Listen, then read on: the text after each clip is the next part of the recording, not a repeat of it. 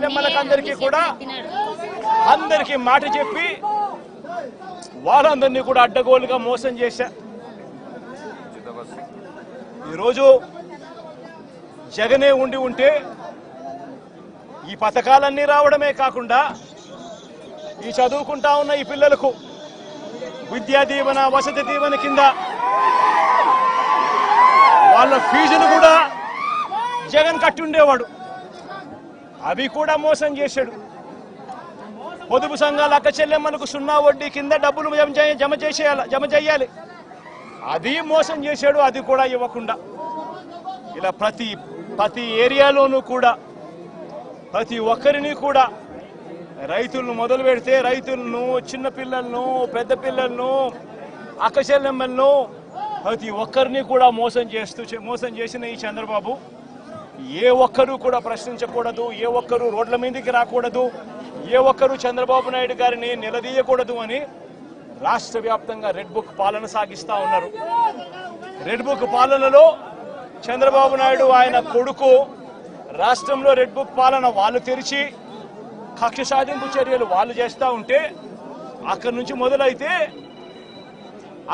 మొదలైతే నియోజకవర్గ స్థాయిలో ఎమ్మెల్యేలు, మండల స్థాయిలో మండల నాయకులు, గ్రామ స్థాయిలో గ్రామ నాయకులు వీళ్ళందరూ కూడా రెడ్ బుక్లు వాళ్ళు తెరిచేసి వాళ్ళు ఊర్లలో ఆధిపత్యం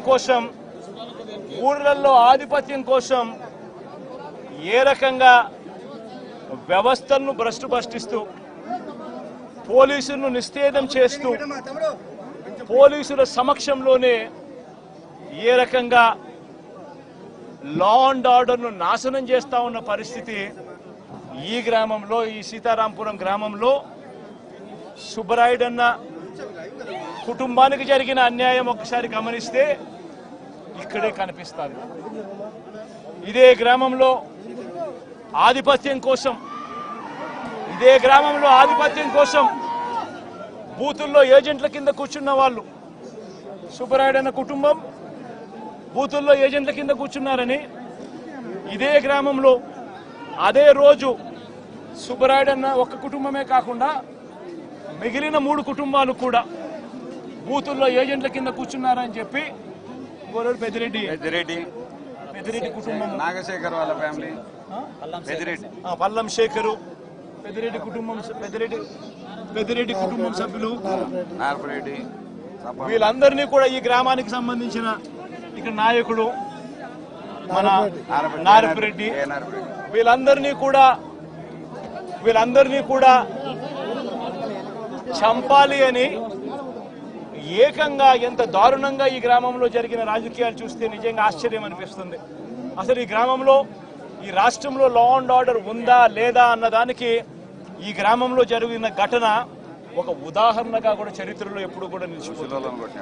ఈరోజు నిజంగా ఎంత ఆశ్చర్యంగా జరిగింది అనంటే ఈ గ్రామంలో ఈ గ్రామస్తులు బయట నుంచి వచ్చిన వాళ్ళు అందరినీ కూడా ఏకం చేసి దాదాపుగా 35-40 మంది ఒక చోట ఏకమై రాడ్లు పట్టుకొని తుపాకులు కూడా ఉన్నాయి, తుపాకులు కూడా చూపించారు.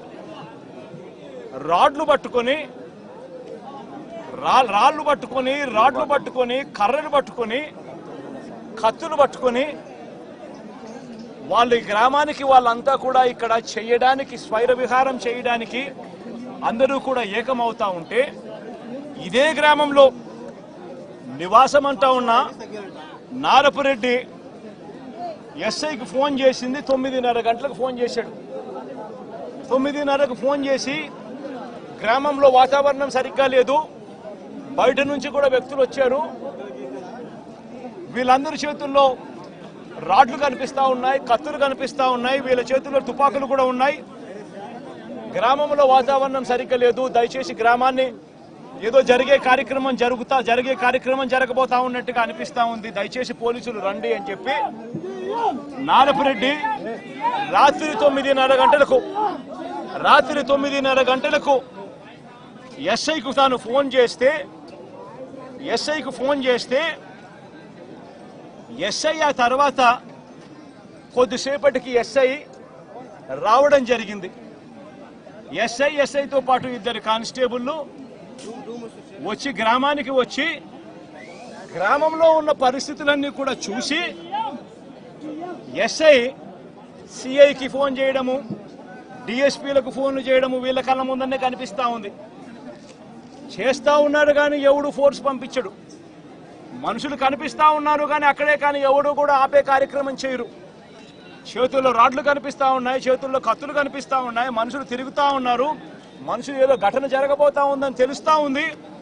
అయినా కూడా ఎస్ఐ ప్రేక్షక పాత్రే పోషిస్తాడు. ఎస్ఐతో పాటు వచ్చిన ఇద్దరు కానిస్టేబుల్ ప్రేక్షక పాత్రే పోషిస్తారు. ఎస్ఐ సిఐకి ఫోన్ చేస్తూ ఉన్నట్టుగా, డిఎస్పీకి ఫోన్ చేస్తూ ఉన్నట్టుగా, మిగతా వాళ్ళకి ఫోన్ చేస్తూ ఉన్నట్టుగా వీళ్ళకు గ్రామంలో కనిపిస్తూ ఉంది కానీ ఏ ఒక్కరూ కూడా రారు. పోలీసులు అదనపు బలగాలు రావు.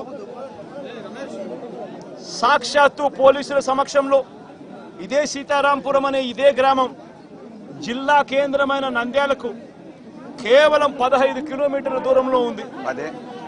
కేవలం 10 కిలోమీటర్ల దూరంలోనే ఉంది. 15 కూడా కాదు, 10 కిలోమీటర్ల దూరంలోనే ఉంది. 10 కిలోమీటర్ల దూరంలో జిల్లా హెడ్ క్వార్టర్స్. ఆ జిల్లా హెడ్ క్వార్టర్స్ లో ఎస్పీ ఉంటాడు. ఆ జిల్లా హెడ్ క్వార్టర్స్ లో ఎస్పీ ఉంటాడు. ఆ జిల్లా హెడ్ క్వార్టర్స్ లో ఎస్పీ ఉంటాడు. ఇక్కడ నుంచి కేవలం 10 నిమిషాల దూరంలోనే డిఎస్పీ ఆఫీసు. ఇక్కడ నుంచి డిఎస్పీ ఆఫీసు కేవలం 10 నిమిషాల దూరం. ఎస్పీ ఉండేది కేవలం 10 కిలోమీటర్ల దూరంలో ఎస్పీ ఉన్నాడు నంద్యాల హెడ్ క్వార్టర్స్ లో. ఇటువంటి పరిస్థితుల్లో ఈ గ్రామానికి కనుక పోలీసులు కనుక పంపించి ఉండింటే, ప్రొటెక్షన్ పంపించి ఉండింటే ఈ గ్రామంలో ఘటన జరిగి ఉండేది కాదు. సాక్షాత్తు ఎస్ఐ చూస్తా ఉన్నాడు, సాక్షాత్తు కానిస్టేబుల్ చూస్తా ఉన్నారు. వీళ్ళందరూ చూస్తా ఉండగానే అదనపు బలగాలు ఏ ఒక్కరూ కూడా ఇక్కడికి రాకుండా 12:20 ఏకంగా స్వైర విహారం చేస్తూ ఏకంగా ఇక్కడే ఇదే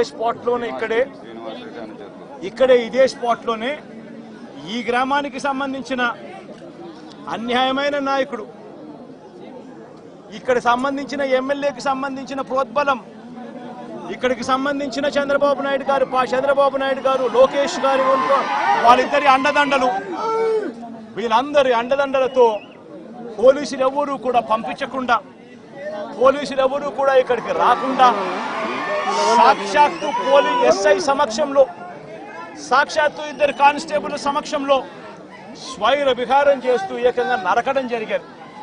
సుబ్బరాయుడిని హతమార్చారు, మిగతా ఇద్దరిని కొట్టారు, మిగతా 2 కుటుంబాలలో కొట్టారు. చివరికి సుబ్బరాయుడు భార్య పెద్దమ్మను నరికారు. ఇవన్నీ ఇక్కడే జరిగాయి, ఇదే గ్రామంలో జరిగాయి. కానీ ఎస్ఐ కానీ కానిస్టేబుల్ కానీ ఎవరు కూడా ఆపగలిగే పరిస్థితి కూడా లేదు. ఆపగలిగిన పరిస్థితి దేవుడెరుగు, అడిషనల్ ఫోర్స్ రాకపోవడం కదా దేవుడెరుగు. చివరికి వీళ్ళు హత్య చేసిన తర్వాత 12:59 ఆ ఫోన్ చేసిన 9:30కు ఫోన్ చేసిన ఎస్ఐ వచ్చినాడు. ఎస్ఐ ఊరికి వస్తే ఎస్ఐ నారపరెడ్డిని నువ్వు పోలీస్ స్టేషన్కి వెళ్ళిపో అని చెప్పి ఎస్ఐ చెప్తే నారపరెడ్డి పోలీస్ స్టేషన్లో ఉండి 12:59 అంటే 1 గంటకు జరిగిన ఘటన తెలుసుకొని పోలీస్ స్టేషన్ నుంచి నారపరెడ్డి ఎస్పీకి ఫోన్ చేస్తాడు. ఎత్తే పరిస్థితి ఉండదు. మనుషులు అక్కడే ఉన్నారు, చంపినారు, వాళ్ళని కనీసం పట్టుకోండి, జరిగింది ఇన్సిడెంట్ నాకు తెలుస్తా ఉంది, నేను ఫోన్ చేస్తా ఉన్నాను, మా ఇంటి దగ్గర సీసీ కెమెరాలు ఉన్నాయి, సీసీ కెమెరాల దగ్గర నుంచి వచ్చిన ఫుటేజ్ నా ఫోన్లో కూడా లోడ్ అవుతా ఉంది, మీకు కూడా పంపిస్తా ఉన్నాను, కావాలంటే చూసుకోండి, చెయ్యండి. ఎస్ఐలు అక్కడే ఉన్నారు, ఎస్ఐ సమక్షంలోనే ఇవన్నీ జరుగుతూ ఉంది అని అంటే అప్పటికి కూడా పట్టుకునేదానికి కూడా కనీసం అదనపు ఫోర్స్ రాదు. చివరికి చంపినోళ్ళు ఊరు దర్జాగా విడిచిపెట్టి వెళ్లే పరిస్థితి. చంపేసి ఎస్ఐ సమక్షంలో, కానిస్టేబుల్ సమక్షంలో, 2 కానిస్టేబుల్ సమక్షంలో చంపేసి ఊరు కూడా విడిచిపెట్టి వెళ్ళిపోతా ఉన్నారు చంపేసిన వాళ్ళు. వాళ్ళను కనీసం పట్టుకునే నాతుడు లేడు. పోలీసులు పట్టుకునే దానికి కూడా కనీసం పోలీసులు రాలా ఇన్సిడెంట్ జరిగిన తర్వాత. 12:59కి ఫోన్ చేశాడు నారపరెడ్డి ఎస్పీకి. మళ్ళీ రాత్రి 1:08 మళ్ళీ ఫోన్ చేశాడు నారపరెడ్డి ఎస్పీకి. మళ్ళీ 1:08 ఫోన్ చేసి తాము ఎస్పీ ఆఫీస్కు వస్తున్నామంటూ నారపరెడ్డి నేరుగా జిల్లా ఎస్పీకి ఫోన్ చేశాడు. అయినా పట్టించుకునే పరిస్థితి లేదు. చంపిన వాళ్ళను వెళ్ళిపోయేట్టుగా సహకరించిన పోలీసులు ఆ తర్వాత మళ్ళీ 3:18 మళ్ళీ ఎస్పీకి మళ్ళీ నారపరెడ్డి ఫోన్ చేశాడు. హంతకుల ముఠాలో ఒక వ్యక్తిని అతి కష్టం మీద మేము పట్టుకోగలిగినాము. ఆ పట్టుకున్న వ్యక్తిని మీ దగ్గరికి తీసుకొని వస్తాము, మీకు సరెండర్ చేస్తున్నాము, ఆ మనిషిని తీసుకోండి, మీరు అరెస్ట్ చేసి మిగతా వాళ్ళని కూడా పట్టుకునే కార్యక్రమం చేయండి అని 3:18 ఆయన ఫోన్ చేస్తాడు. మీ దగ్గరకు ఆఫీస్కి వచ్చినాము, ఆఫీస్ బయటనే మేము ఉన్నాము, దయచేసి మీరు రండి అని చెప్పి ఎస్పీకి చెప్తాడు. చివరికి ఎస్పీ రాత్రి 3:20 నారపరెడ్డికి ఫోన్ చేసి మీరు పట్టుకున్న రమణ అనే వ్యక్తిని నంద్యాల 3 టౌన్ పోలీస్ స్టేషన్లో అప్పగించాలని చెప్తాడు ఎస్పీ. తర్వాత కొందరు పోలీసులు వచ్చి రమణను ఎస్పీ ఆఫీసులోకి తీసుకుపోయారు. ఇంత దారుణంగా జరుగుతూ ఉంది. అంటే నేను అడుగుతా ఉన్నా, కొన్ని సూట్ ప్రశ్నలు నేను అడుగుతా ఉన్నా. నేను ఒకటే అడుగుతా ఉన్నా, ఈ గ్రామంలో ఈ ఘటన జరుగుతూ ఉంది అని చెప్పి మీకు ఫోన్లు వచ్చినాయి. ఫోన్లు వచ్చిన తర్వాత ఎస్ఐ వచ్చినాడు, కానిస్టేబుల్ సమక్షంలో జరుగుతూ ఉన్న విషయాలు చూశాడు. చూసిన తర్వాత కూడా ఎందుకు అడిషనల్ ఫోర్సు ఈ గ్రామానికి రాలేదు? నా మొట్టమొదటి ప్రశ్న, ఎందుకు రాలేదు? తర్వాత ఎస్ఐ సమక్షంలోనే ఏకంగా మారణకాండ చేస్తూ మనుషులను చంపేసే స్థాయిలోకి చంపేసిన తర్వాత కత్తులతో ఇలా నరికి ఇంకా పలువురిని గాయపరిచిన తర్వాత కూడా ఎందుకు వాళ్ళందరూ కూడా ఈ కార్యక్రమం చేసి మళ్ళీ గ్రామం వెళ్ళిపోయేదాకా వాళ్ళని ఎవరు ఎందుకు పట్టుకునే కార్యక్రమం చేసేదానికోసం కూడా ఎందుకు పోలీసులు రాలేదు? నేను అడుగుతా ఉన్నా ఈ ప్రశ్నలన్నిటికీ. ఎవరు ప్రోద్బలం ఉంది? ఎవరు ఈ పోలీసులను ఆడిస్తా ఉన్నారు? ఏకంగా ఎస్పీ, ఏకంగా సిఐ, ఏకంగా డిఎస్పీలు ఏ ఒక్కరూ కూడా అడిషనల్ ఫోర్సును పంపించుకోకుండా పగడ్బందీ ప్లాన్ ప్రకారం మనుషులను చంపేసిన వాళ్ళు ఊర్లు కూడా విడిచిపెట్టి వెళ్ళిపోయే పరిస్థితి క్రియేట్ చేసి అప్పటికి కూడా ఫోర్స్ రాకోకుండా కూడా వీళ్ళు ఆపగలిగినారు అని అంటే ఏ స్థాయిలో కుట్ర జరుగుతూ ఉంది అన్నది, ఏ స్థాయిలో రాజకీయ నాయకులు, పోలీసులు, ఏ స్థాయిలో వీళ్ళందరూ కూడా కూడబలుక్కొని భయానక వాతావరణం క్రియేట్ చేస్తూ ఉన్నారు అని చెప్పడానికి ఇదొక నిదర్శనం కాదా అని అడుగుతా ఉన్నా. నిజంగా లా అండ్ ఆర్డర్ ఉందా అని అడుగుతా ఉన్నా. ఈ రాష్ట్రంలో ఈ ఒక్క ఘటనే కాదు, ఈ రాష్ట్రంలో జరుగుతూ ఉన్న ప్రతి ఘటన ఇదే మాదిరిగా ఉంది. మనం వినుకొండకు నేను వెళ్ళా, నడి రోడ్డు మీద రఫీ అనే పిల్లోడిని నడి రోడ్డు మీద నరికారు. రఫీ అనే పిల్లోడిని నరికారు. ఇలాంటి ఘటనలన్నీ కూడా రాష్ట్రంలో చాలా జరిగాయి. దాదాపుగా 30కి పైగా ఇదే శ్రీశైలం కాన్స్టిట్యున్సీలో ఇంకొక రైల్వే స్టేషన్. ఈయన పేరు సుబ్బరాయుడే. దాసు.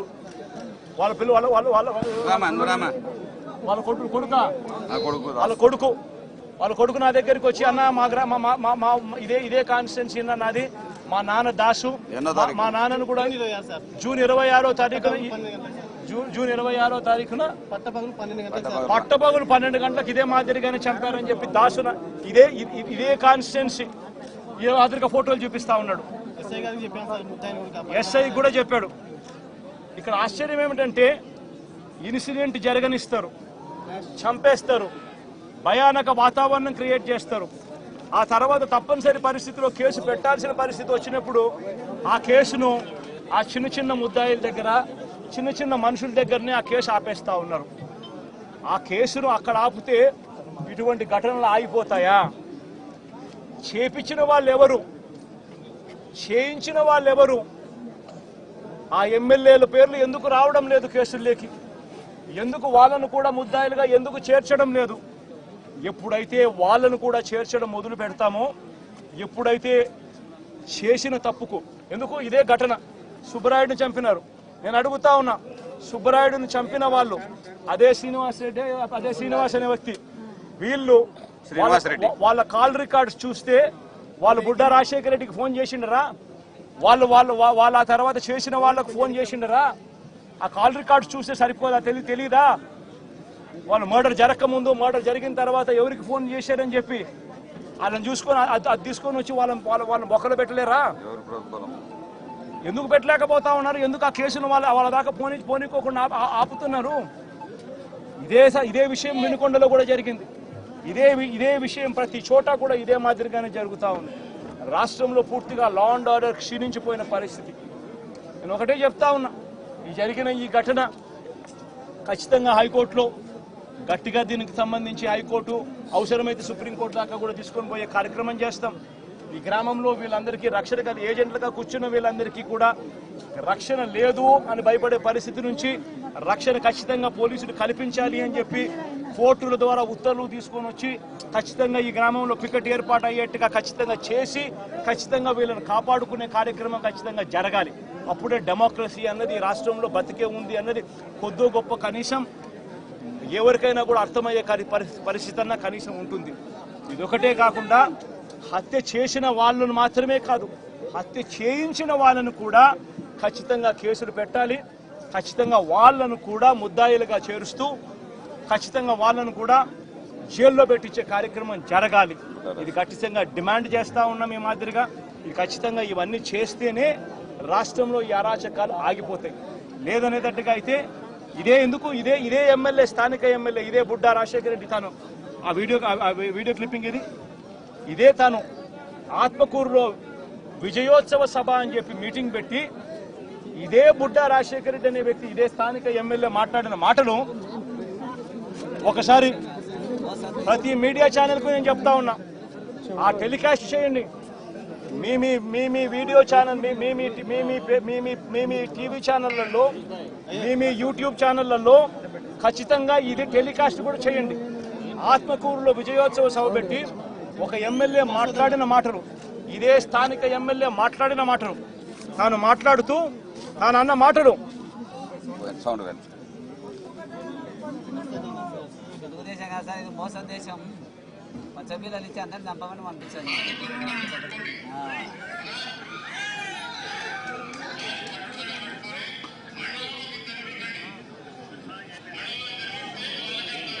పట్టుటల ఫ్యాక్టరీ పెడతాడంట, దాన్ని ఎవరన్నా కొట్టండి చంపండి నేను ఉండా పబ్లిక్ మీటింగ్లో పైకి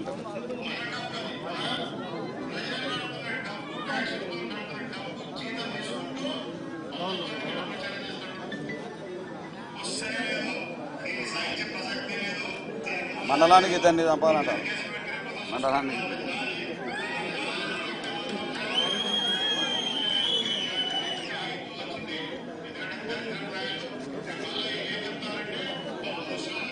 నేను అడుగుతా ఉన్నా, ఇది సోషల్ మీడియాలో ఉంది, ఇది వైరల్ అవుతా ఉంది. ఎందుకు ఆ మనిషి మాట్లాడిన మాటలేంటి? మండలానికి మీరు ఇద్దరిని చంపండి, నేను ఉంటాను, నేను పోలీసుని నేను చూసుకుంటానంటాడు. మీరు దాడులు చేయండి, మీరు దాడులు చేయండి, మీరు చంపండి, పోలీసులు నేను చూసుకుంటాను, కేసులు నేను చూసుకుంటాను అని చెప్తా ఉన్నాడు. విజయోత్సవ సభ పెట్టి మండలానికి ఇద్దరినన్నా కానీ కనీసము చంపండి అని చెప్తా ఉన్నాడు. నేను అడుగుతా ఉన్నా, ఇంత దారుణంగా స్థానిక ఎమ్మెల్యేలు మీటింగులు పెట్టి చంపమని చెప్తా ఉంటే పోలీసులు ఎందుకు కేసు పెట్టడం లేదని అడుగుతా ఉన్నా. లా అండ్ ఆర్డర్ బతకాలి అనంటే, ఇది ఆగిపోవాలి, రాష్ట్ర వ్యాప్తంగా కూడా ఆగిపోవాలి అనంటే చంపిన వాళ్ళను మాత్రమే ఇరికిచ్చడం, చంపిన వాళ్ళను మాత్రమే కాదు కేసులో పెట్టడం, ఆ చంపిన వాళ్లకు ప్రొటెక్షన్ ఇచ్చే వాళ్ళను కూడా ఎప్పుడైతే స్టేషన్లలో పెట్టడం మొదలు పెడతామో అప్పుడే ఈ రాష్ట్రంలో లా అండ్ ఆర్డర్ నిలబడుతుంది. నేను ప్రతి ఒక్కరికి కూడా విజ్ఞప్తి చేస్తా ఉన్నా, ఈ రాష్ట్రంలో పూర్తిగా లా అండ్ ఆర్డర్ చేతులు దాటిపోయే పరిస్థితి రాకమునిపే మేలుకోండి అని చెప్తా ఉన్నా. ఎడ్యుకేట్ చేయాల్సిన అవసరం ఉంది, అవేర్నెస్ క్రియేట్ చేయాల్సిన అవసరం ఉంది, దీనిని ఆపాల్సిన అవసరం ఉంది అన్నది ప్రతి ఒక్కరూ కూడా గుర్తించమని కోరుతా ఉన్నా. ఖచ్చితంగా జరుగుతూ ఉన్న ఈ అన్యాయాన్ని అందరం కలిసికట్టుగా పోరాటం చేద్దాము అని చెప్పి అడుగుతా ఉన్నా. ప్రతి మీడియా ఛానల్కు నేను కోరుతా ఉన్నా, ఇవన్నీ ప్లే చేయండి. కేవలం వాళ్ళని మాత్రం చంపిన వాళ్ళని మాత్రమే ఆపాకండి, చంపించిన వాళ్ళను కూడా తీసుకొని రావాలి. ఈ చంపించిన వాళ్లకు సపోర్ట్ చేస్తా ఉన్న ఈ నారా లోకేష్ అనే వ్యక్తి, ఈ చంద్రబాబు నాయుడు అనే వ్యక్తిని కూడా ముద్దాయిలుగా చేరిస్తే తప్ప నుంచి ఈ రాష్ట్రంలో లా అండ్ ఆర్డర్ బతకదు అని కూడా ఈ సందర్భంగా తెలియజేస్తా ఉన్నా. సార్ ఇప్పుడు 59 కేసులు ఉన్నాయన్న. ఢిల్లీలో ధర్నా చేసిన తర్వాత కూడా దొరకలేదు.